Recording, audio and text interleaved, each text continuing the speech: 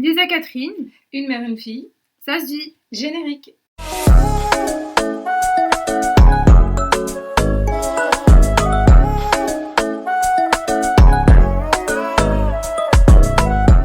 Bonjour à tous, bonjour Catherine. Bonjour Lisa, bonjour à tous, j'espère que tout le monde se porte bien. Aujourd'hui, on va jouer avec vous à un petit jeu un peu sympa qui se constitue de 5 mots pour 2 générations. Alors, une boisson, ça m'inspire. Le milkshake avocat banane d'une grande enseigne britannique. Alors, ce milkshake, il me confortait au moment où je travaillais dans un grand magasin et que mes journées étaient tellement longues que je prenais des petites pauses avec mon collègue et on allait à cette fameuse enseigne et on demandait au serveur qu'ils nous mettent de l'avocat, de la banane, du lait concentré sucré et du miel. Et puis, on faisait nos 10-15 minutes qu'on arrivait à gratter avec ce délice en bouche. Ah ouais, d'accord. Donc en fait, tu commences par nous raconter avocat, banane, histoire qu'on soit en mode la meuf hyper healthy. Ça se termine par lait concentré sucré et miel. Hein. Ah oui, ouais. D'accord. On comprend le côté réconfortant. Voilà, le côté réconfortant, c'est vraiment, c'est vraiment les sucres. Et toi, qu'est-ce que ça t'inspire? Alors, moi, oh là là, alors c'est retour vers le futur, genre fin des années 80. Alors, moi, ça m'inspire mes années lycée. Ne rigole pas, tu viendras toi aussi avoir des souvenirs d'il y a 30 ans. Alors c'était pareil, une boisson gazeuse, transparente, au citron, dont on ne donnera pas le nom. Alors, je ne sais pas si elle existe encore aujourd'hui, mais il se trouve que c'est une boisson. Alors, elle était associée à une espèce de mascotte qui était dont les initiales, alors ceux qui connaissent, les anciens comme moi, n'hésitez pas en barre de commentaires si vous trouvez vraiment avec tous les petits indices là que je suis en train de vous donner. Les initiales de la mascotte c'était FD et c'est vraiment fin des années 80 et on était vraiment, moi c'était une boisson pour le coup qui m'a rappelé mes années lycée parce que j'étais vraiment, alors je vais pas dire une brêle, mais j'allais un peu à reculons parce que, ouais on va dire, ouais vraiment presque, parce que l'école m'aimait pas, je le lui rendais bien.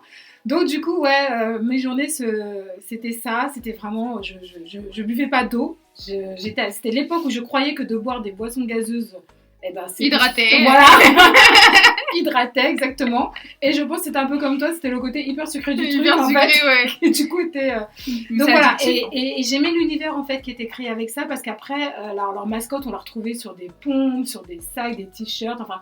Donc du coup, c'était pas juste une boisson, c'était vraiment un truc un peu fédérateur comme ça. Donc je le redis, FD, les initiales donc de la mascotte. Si vous savez ce que c'est, n'hésitez pas. Hein. Alors j'hésite à le dire parce qu'on va dire, punaise, elle tourne autour de la bouffe. Hein. Elle est vraiment affamée. Ouais, c'est à peu près ça. Alors, c'est un souvenir qui est certes lié à la nourriture, hein, mais plutôt au fait, vraiment, moi, je suis une fille de cité. Donc j'ai grandi dans une cité du 93. Il se trouve que mon père était cheminot. Et donc il faisait les 3-8 et quand il rentrait le soir, quand il était jusqu'à 22h, quand il bossait de 14 à 22, il rentrait le soir et souvent il nous faisait des surprises comme ça, il nous disait allez tout le monde s'habille et on fait Paris by night. Et en fait, contrairement à nombre de mes amis qui dans les cités n'avaient jamais mis les pieds à Paris, n'avaient jamais traversé le périph' ou quoi que ce soit, nous souvent on a découvert vraiment tous les grands monuments. Que ce soit Montmartre, que ce soit les quartiers latins, que ce soit la Tour Eiffel, etc. Vraiment la nuit, c'était vraiment hyper émouvant et on s'arrêtait tout le temps quand on se faisait des petites balades comme ça, dans le quartier latin, pour pouvoir manger une crêpe Grand Marnier ou des boules de glace, des gros trucs, etc.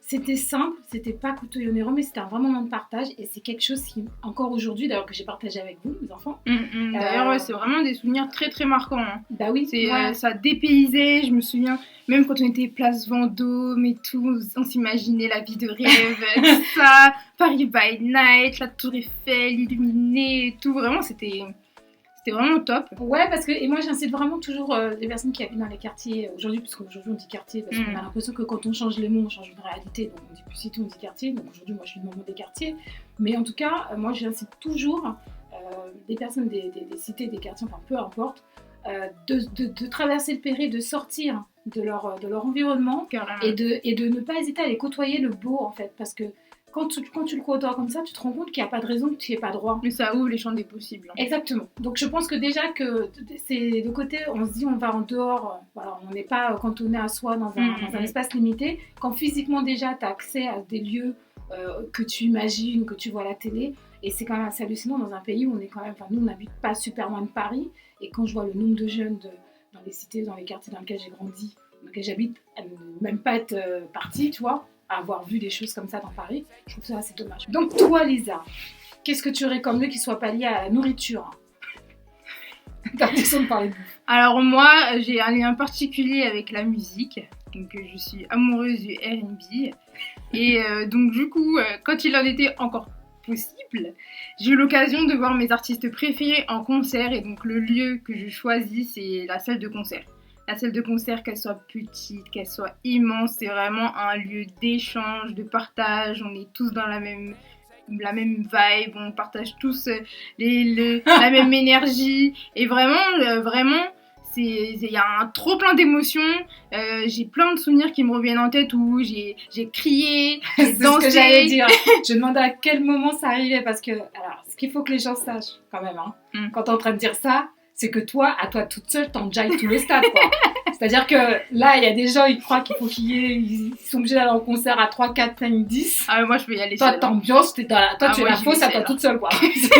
Non, mais c'est vrai. Bah, j'ai déjà, ce qui est hyper étonnant, c'est que dans les concerts, j'ai fait des rencontres avec lesquelles je suis encore en contact aujourd'hui. Donc, je sais pas à quel moment, je pense que je suis même la seule personne qui a le temps de créer des liens alors, pendant que l'artiste préféré est en train de chanter.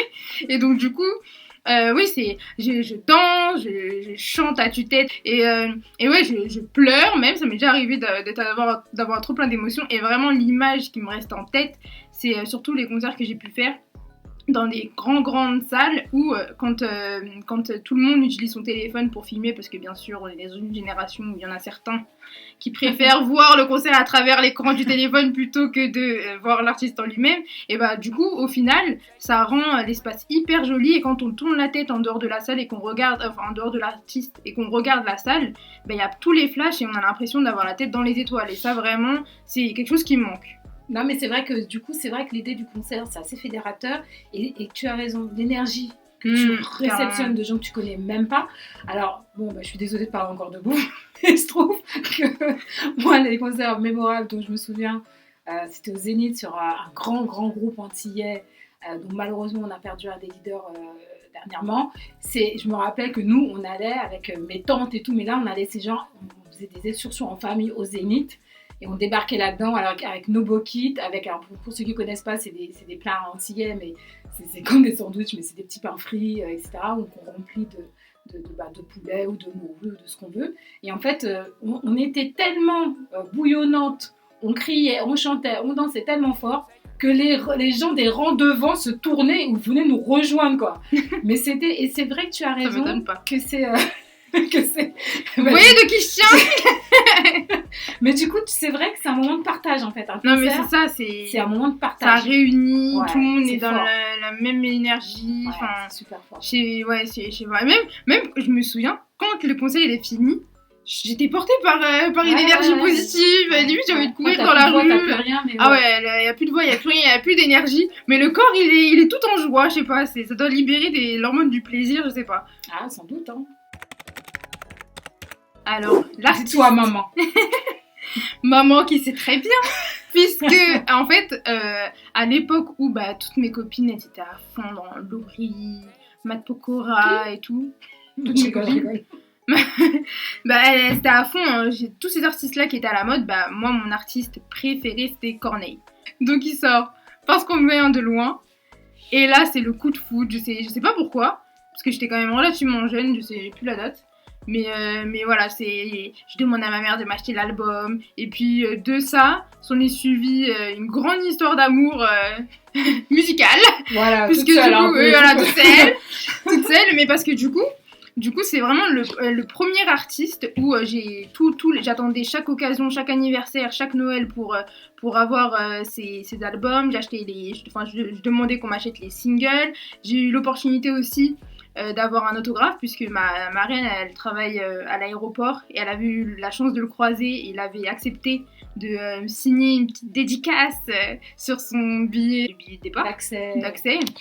Et donc du coup voilà, c'était le premier artiste que j'ai eu l'occasion de voir en concert aussi. Ben oui, avec ma mère. Voilà. Et donc ouais, franchement, c'est vraiment une histoire qui m'a touchée depuis très très jeune et j'aimais beaucoup ces textes. Et ouais, Corneille. Oui, puis il faut quand même aussi dire que c'était, en tout cas pour son premier album, tu découvres quand même un personnage qui est hyper imprégné de son propre vécu. Et quand tu tires le fil et que tu vois aussi tout ce qu'il a traversé, etc., c'est quand même une sacrée leçon de vie. Et dans les textes de cet album-là, mais après dans d'autres, parce qu'il avait fait un album en anglais aussi qui était pas mal. Ouais. Et effectivement, alors après, j'ai pas suivi tout ce qu'il faisait parce que j'étais pas comme toi fan de lui. Mais en tout cas, ces deux albums-là, je suis assez d'accord avec toi. Je trouve qu'il y avait vraiment à ce moment-là quelque chose d'hyper fort de son l'album vécu, Les Marchands de Rêves et tout. Ah ouais, carrément. C'était vraiment top. Et puis même, j'allais jusqu'à... Je me posais la question il y a quelques temps en revoyant des anciennes photos, parce que quand on était parti en voyage en Allemagne, j'avais la fameuse casquette, les casquettes anglaises. Et donc du coup, je me demande même si je copiais pas légèrement son style, parce que je me suis mise à acheter que des casquettes, enfin à demander à ce qu'on m'achète, parce que j'étais encore jeune, que des casquettes anglaises. Et ouais, j'adorais cet artiste. Et toi, quel est ton artiste ? Alors là encore, va falloir remonter le temps. Mais alors, pour ceux qui connaissent, Ignoni Senso, forcément Eros Ramazzotti. Alors lui, pareil, année lycée. Alors pour le coup, je parle pas un mot d'italien, faut le savoir. Mais alors, je chantais à tue-tête. J'avais pas du tout aimé sa première chanson, Una Storia Importante, je sais pas quoi. Tout le monde faisait un tas de délire sur cette chanson-là et qui m'avait pas du tout branchée. Et il a sorti Se Pastas Una Bella Canzone. Ouh, donc on sent l'accent là. Tu sens l'accent a été travaillé. Tu sens qu'il y a un truc quand même. On sent qu'il y a un timbre italien. Et il se trouve que dans mon année de terminale, je me retrouve dans une classe avec un très bel italien. Donc c'était un musicien qui faisait de la batterie et tout ça. Et une amie qui elle aussi était hyper accro à Eros Ramazzotti. Donc du coup... comme je vous ai expliqué mon rapport à l'école très pas fusionnel du tout, moi j'étais la fille qui tenait le radiateur plutôt que celle qui tenait la craie là, pour aller écrire au tableau. Du coup, nous on était au fond tous les trois. Et le bel italien, comme il me draguait un peu, et du coup il me traduisait toutes les chansons d'Eros Ramazzotti, etc. Et moi j'avais pas des parents, t'avais pas le droit de sortir, donc je pouvais pas aller en concert. Et ma copine, elle m'avait ramené un espèce de poster de la tête d'Eros Ramazzotti. Alors je sais, aujourd'hui je pense que vos générations font plus du tout ça, mais nous on avait quand même les posters avant qu'on a racheté dans les magazines. Genre exactement. Mais genre les grands posters dans les magazines comme ça qui parlaient des trucs de musique, de chanteurs, de je ne sais trop quoi. Et en fait moi, toute ma chambre était tapissée, alors forcément les wham, les trucs et les machins. Et j'avais ce poster et du coup j'avais mis en face de mon lit, mais genre le truc était juste énorme. Et elle avait réussi à avoir une dédicace du truc, quoi. Et moi, j'étais là. Et le mec avait une espèce de bouche comme ça. Pulpeuse qui me regardait. C'est bon, ça va, j'avais 18 ans. Hein, et t'as pas eu 18 ans, toi ? Ah si. Donc, du coup... Et donc, voilà. Donc, moi, c'est vraiment... D'ailleurs, j'ai tous ces albums. C'est un album que bien évidemment j'ai toujours, que j'écoute encore, même 30 ans plus tard. Qui ont bercé mon enfance. Et oui, parce que voilà, et puis moi j'aime bien parce que c'est un musicien, parce que c'est pas juste, c'est un interprète, c'est un musicien, il fait vraiment les choses, et en tout cas voilà, donc c'est Ignoni Senso avec Eros Ramazzotti. Alors mon film, c'est un film, alors un petit peu dans la lignée de ce qu'on disait tout à l'heure avec Corneille, parce que moi je suis quelqu'un hyper sensible en fait à une œuvre liée au vécu de l'artiste en fait. Là c'était un film d'Alan Parker, fin des années 80, et qui m'a vraiment bouleversée parce que c'est un film qui... alors on a mis Martin Luther King parce que du coup c'était les droits civiques américains, et c'est un film justement qui explique comment 3 militants des droits civiques américains, 2 étudiants blancs, un étudiant noir, ont été lynchés et tués dans le Mississippi. Donc c'était 3 étudiants qui justement militaient pour les droits civiques et allaient à la rencontre des populations pour inciter les populations noires à s'inscrire sur les listes de vote pour aller voter. Bien évidemment, il y avait des tensions, on les brimait, tout le monde connaît l'histoire du Ku Klux Klan, etc.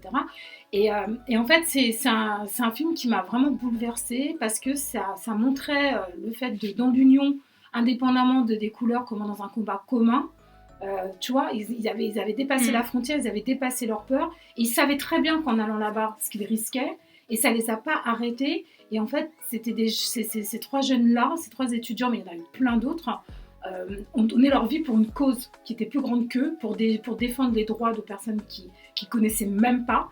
Et en plus, du coup, quand j'ai passé mon bac, que forcément j'ai eu au rattrapage, il se trouve que quand tu passes ton bac et que toi tu l'as eu du premier coup, mais quand tu passes au rattrapage, on regarde par rapport là où tu as vraiment eu des sales notes et puis tu te positionnes dessus parce qu'avec les coefficients, c'est là où tu as le plus de chances de récupérer des points. Donc moi j'ai pris Histoire Géo, et Histoire Géo, je tire au sort, et tac, il me parle de cette époque-là. Donc nous on avait étudié à l'époque, alors, je ne sais pas si c'est toujours dans vos livres d'histoire, mais en tout cas nous on avait étudié l'esclavage, on avait étudié justement ces périodes-là, le code noir, etc. Et donc il me demande justement qu'est-ce que moi je pourrais dire sur les droits civiques, et forcément je parle de ce film, et tout ça parce que ça m'avait tellement marqué que j'ai compris qu'en fait dans la vie, il ne faut pas se restreindre qu'à soi, il ne faut pas se limiter qu'à soi, et que parfois, faut savoir quand il y a une cause et qu'on y croit vraiment, se donner. Alors après, aller jusqu'à en mourir, j'en sais rien. J'en serais capable d'aller en tout cas jusque-là, sacrifice ultime. Mais je me dis que parfois, il faut savoir se transcender, et parfois, il y a des choses qui nous dépassent, quoi. Qui nous dépassent, ouais. Qui vont au-delà même de notre personne, et c'est bien de les regarder.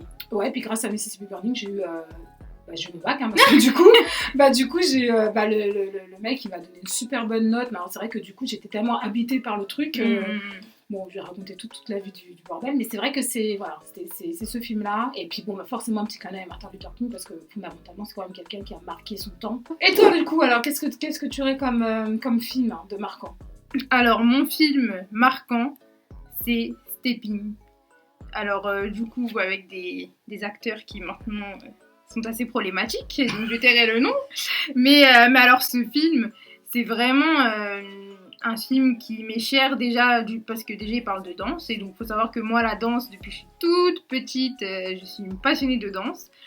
Passionnée cachée, puisque ça fait des années qu'il n'y a que ma famille qui sait à quel point. Jusqu'à ce que tu sois montée sur la scène là quand même, et que je crée comme une tarée dans la salle de. Oui mais bon, ça c'était vraiment une toute petite époque, mais vraiment depuis des années, depuis que je suis toute petite, j'adore la danse, et donc déjà tous les films qui sont en rapport avec la danse me passionnent déjà, mais d'autant plus Stepping, parce que je sais pas, ce film, il m'a fait découvrir une autre énergie de danse, le crump.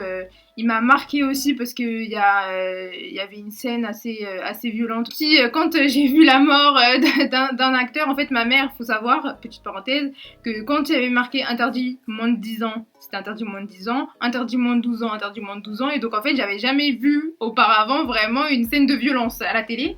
Et donc, je me suis retrouvée au cinéma avec du coup un meurtre devant moi, et ce qui m'avait quand même marqué, puisqu'en plus c'était un de mes acteurs préférés, enfin artistes préférés, et donc du coup ce film m'a marqué parce que l'histoire est autour de la danse, l'histoire romantique entre les deux personnages aussi, elle est hyper bien ficelée, etc. Les chorégraphies, jusqu'à aujourd'hui, je les connais par cœur, même si c'est pas du tout une danse que je maîtrise.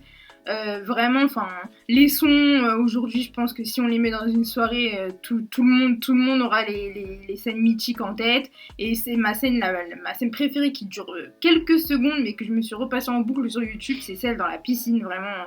Mais donc ouais, c'est ce film, il parle vraiment à mon cœur. Là, ouais, c'est bien. C'est parce que t'as pleuré en fait que tu t'en rappelles. Oui, j'ai pleuré, j'ai été traumatisée. J'ai été traumatisée pendant des mois par la mort de mon acteur préféré, oui. Dont on ne peut pas dire le nom. Dont on taira le nom. Faites vos recherches, si vous trouvez, mettez-nous les noms. Voilà, si vous avez la référence de cet artiste qui meurt, qui me brise le cœur de Lisa, qui me brise le cœur, et qui a une petite carrière d'acteur, mais une grande carrière de chanteur. Mettez son nom en commentaire. Mon précieux peigne afro. Alors, mon peigne afro, il faut savoir que c'est à partir de la terminale que j'ai commencé à sortir avec mes cheveux afro, à assumer mon cheveu, à en prendre soin, etc. Alors que c'était pas du tout à la mode à ce moment-là. Et donc du coup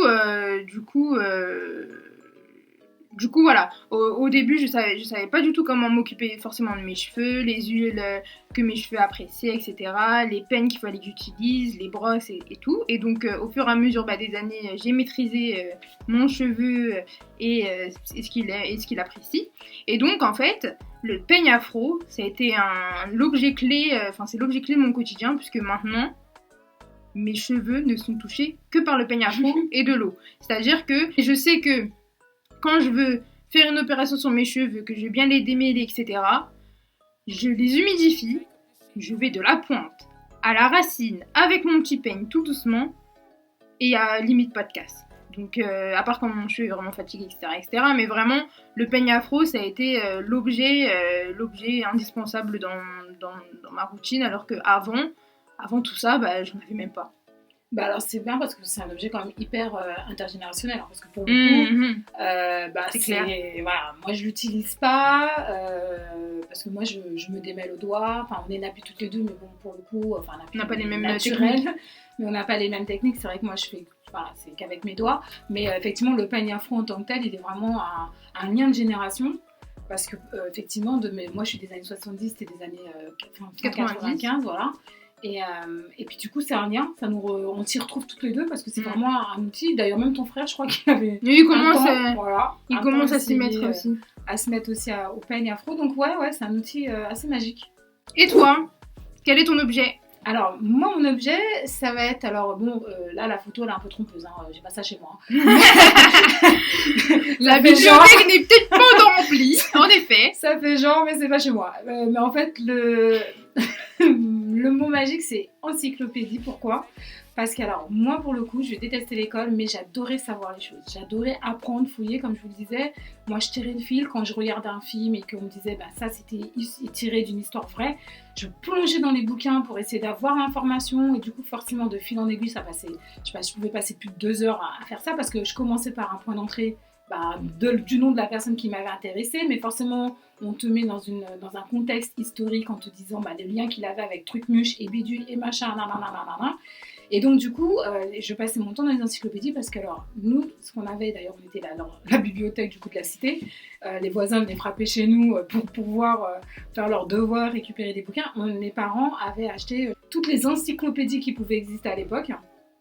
Et donc l'intérêt, les Bordas, etc. Et l'intérêt en fait c'était vraiment de puiser, de rechercher. Et ce lien au livre, tourner les pages, rechercher les choses, etc., c'est quelque chose en fait qui m'est resté. Et je suis très très mal à l'aise avec l'idée de chercher, par exemple, si je cherche un mot.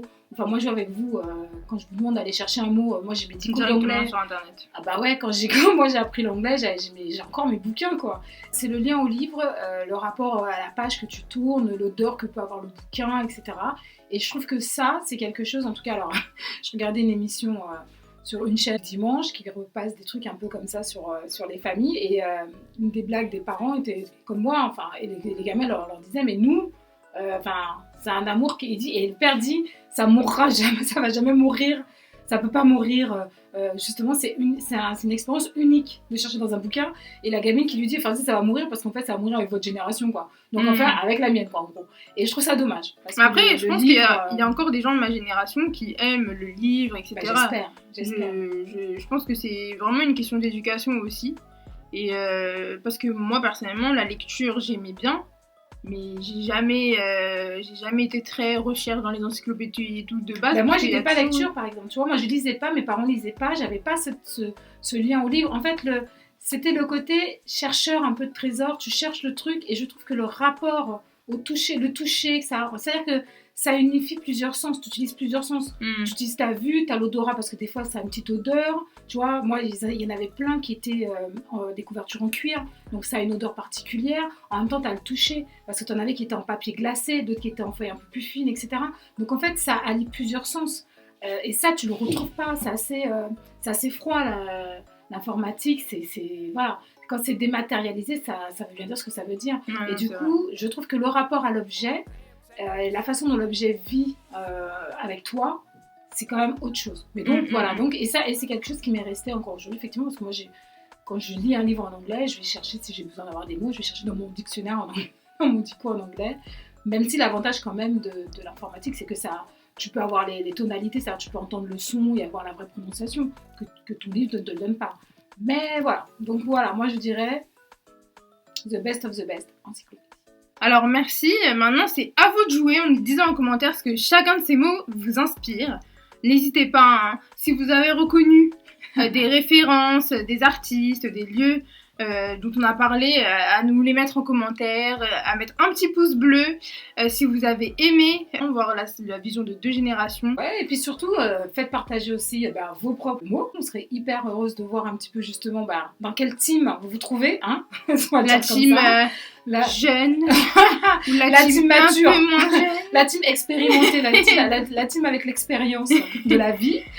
Et puis surtout, vous n'oubliez pas de liker, de vous abonner et surtout de partager parce que ça se vit ensemble.